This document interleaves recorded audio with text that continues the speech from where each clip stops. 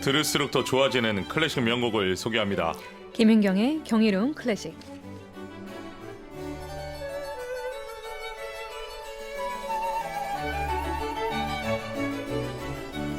아름답고 경이로운 클래식 명곡을 맛있게 듣고 또 멋있게 즐기는 시간입니다. 피아니스트 김윤경과 함께합니다. 안녕하십니까? 네, 안녕하세요. 오늘 경이로운 클래식에서 소개해 주실 곡 어떤 곡입니까? 눈부신 햇살이 환하게 빛나고 상쾌한 기운이 가득한 곡인데요. 언제 들어도 마음이 가벼워지는 것 같은 음악입니다. 음악으로 만나보시죠. 음악 주세요.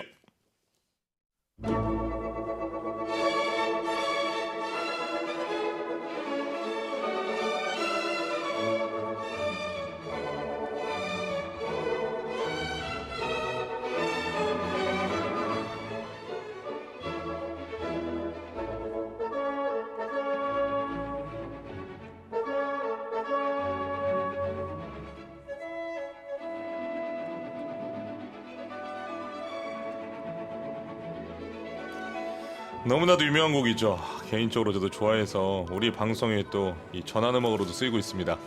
예, 오늘의 주제는 뭡니까? 네, 오늘의 주제는 음악으로 그린 풍경화, 멘델스존의 교향곡 4번 이탈리아입니다. 음악으로 그린 풍경화. 아름다운 풍경을 음악으로 표현했다는 건데 멘델스존은 여행을 무척 좋아했던 걸로 유명하죠.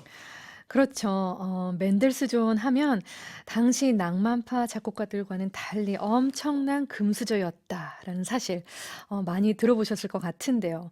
일단 할아버지는 칸트에 버금가는 철학자였고 아버지는 엄청난 부를 축적한 음악가였어요. 아주 부유한 집안에서 태어난 데다가 예술적인 분위기에서 또 성장을 하게 됩니다. 어릴 때부터 대문어 괴테의 사랑을 듬뿍 받으며 자랐던 것도 또한 유명하죠. 정말 부족함 없이 성장한 멘델스존은 당대 음악가들 가운데 가장 여행을 많이 한 작곡가였어요. 아주 많은 곳을 여행했는데 특히 이탈리아를 좋아했던 걸로 유명합니다. 그렇군요. 아버지가 엄청난 부를 축적한 은행가였죠? 그렇죠. 네네네, 알겠습니다. 예, 제가 음악가로 들어가지고 아, 네. 행여나 또 죄송합니다. 오해하실까 봐. 그러니까요. 감사합니다. 왜냐하면 엄청난 부를 축적한 음악가면 괜히 또 은행가입니다. 그런데 왜 그토록 이 이탈리아 다른 나라도 많은데 이 이탈리아를 그렇게 사랑했습니까? 일단 독일 출신인 멘델스존이 이 이탈리아의 화창한 날씨, 또 찬란한 태양, 그리고 푸른 바다에 푹 빠져들게 된 것 같아요. 21살 때인 1830년부터 이듬해인 1831년까지 이탈리아 로마에 머물게 되는데 네. 이때 아버지에게 이런 내용의 편지를 쓰게 됩니다. 이탈리아에 왔습니다. 내가 늘 생각해왔던 게 시작된 거죠.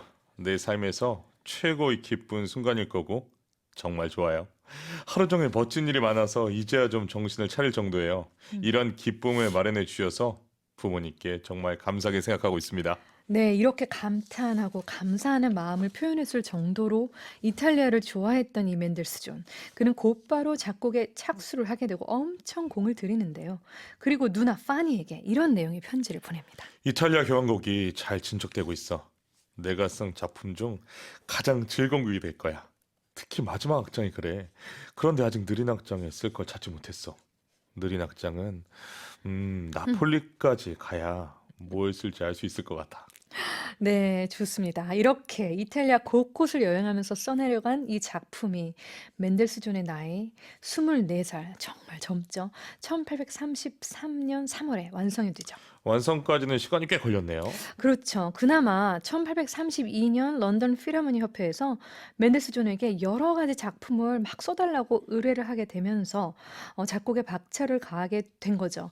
이를 계기로 이탈리아에서 쓴 교향곡 초고를 다시 정리해서 완성하게 됩니다. 그럼 초연은 런던 필하모닉과 함께 했습니까? 네, 맞습니다. 1833년 5월 13일에 멘델스존의 지휘로 런던 필하모닉이 연주를 하게 되는데 친구인 이그나츠 모셀레스에 의하면 작품의 초연은 압도적인 성공이었다고 합니다. 곧바로 출판이 됐는지도 궁금합니다. 근데 안타깝게도 그러지는 못합니다. 초연 이후에 멘델스존이 이 작품을 계속해서 반복적으로 개정을 해 나가는 거죠. 멘델스존이 남긴 편지에 의하면 1837년에 개정이 완료되었고 연주까지 이루어졌지만 출간되지 못했다고 해요. 작곡가 자신이 이 곡에 만족을 하지 못했던 거죠.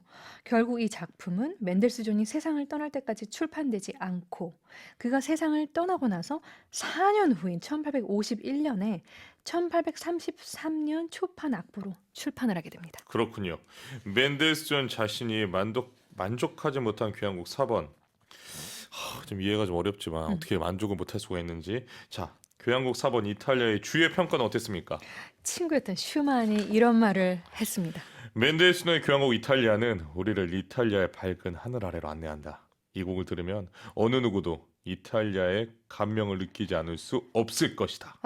이렇게 많은 사람들이 인정을 해줬건만 작곡가 스스로 만족하지 않아서 출간되지 못한 거죠. 그래서 교향곡 3번 스코틀랜드보다 먼저 작곡이 되었음에도 불구하고 이 이탈리아는 교향곡 4번이 되게 된 겁니다. 출판 순서로 또 이렇게 정해지는군요. 네. 신기합니다. 음. 매주 화요일 함께하는 김인경의 경이로운 클래식. 오늘은 음악으로 그린 풍경화. 멘델스존의 교향곡 4번 이탈리아에 대해서 이야기를 나누고 있습니다.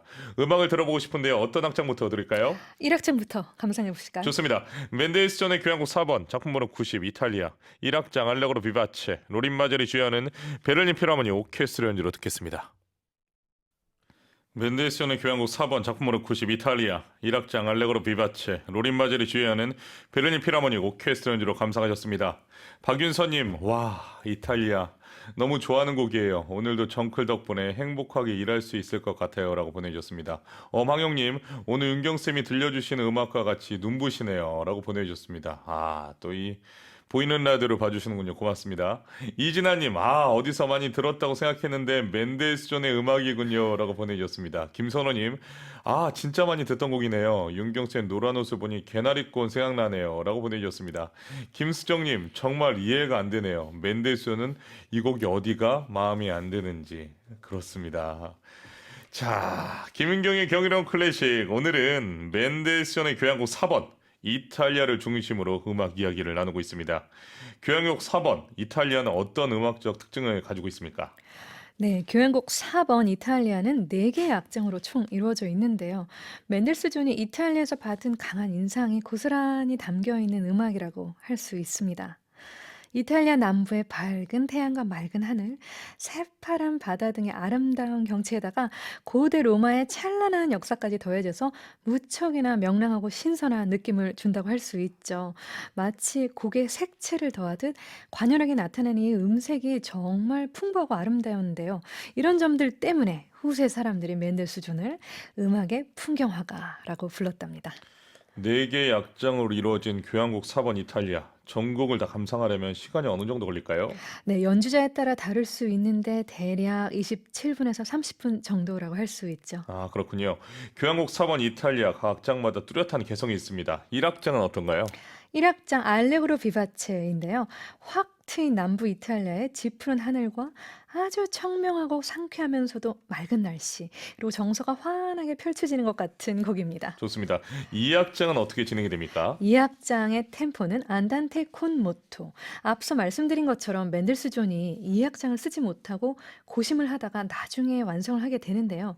이 그의 친구였던 모셀레스가 악장의 메인 주제가 체코의 순례 노래에서 왔다라고 말을 하기도 하고, 어허. 또 오보이스트 겸 지휘자 하인츠 훌리거는 바흐의 순환곡에서 영향을 받은 게 아닐까라고 말을 합니다. 로마로 참회의 여행을 떠나는 순례의 합창을 생각나게 하는 악장이라고 할 수 있는데 그 역시 아주 맑고 깨끗한 느낌입니다. 그렇군요. 3악장에서는 멘델스존이 어떤 이탈리아를 표현했습니까? 3악장은 콘모토, 모데라토. 가볍고 즐거운 리듬이 작곡가의 마음속에 약동했던 그 이탈리아 여행의 즐거움을 펼쳐 보여주는 것 같은데요. 꿈꾸는 듯한 뭉근한 부드러움으로 가득 차 있습니다. 마지막 4악장은 어떻게 채워집니까?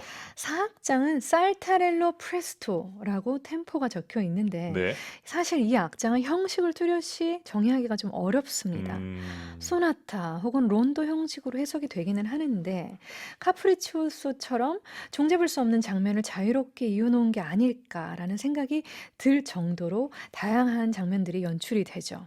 멘델스존이 작곡한 음악 중에서 꽤나 격하고 긴박감에 넘치는 음악인데 이 멘델스존이 사악장 악포에 살타렐로라고 적어 놓았는데 13세기 이탈리 나폴리에서 추던 빠른 춤이 바로 살타렐로예요. 그리고 이 음. 살타렐로의 특성은 공중에서 빠르게 도약하면서 추는 춤인 만큼 이 교향곡 사악장의 앞부분을 들어보면 사람들이 펄쩍펄쩍 뛰면서 춤을 추는 듯한 느낌이 듭니다. 그렇군요. 오늘 피아니스트 김윤경이 소개해준 멘델스존의 이탈리아 사악장 잠시 후에 들어볼 텐데요.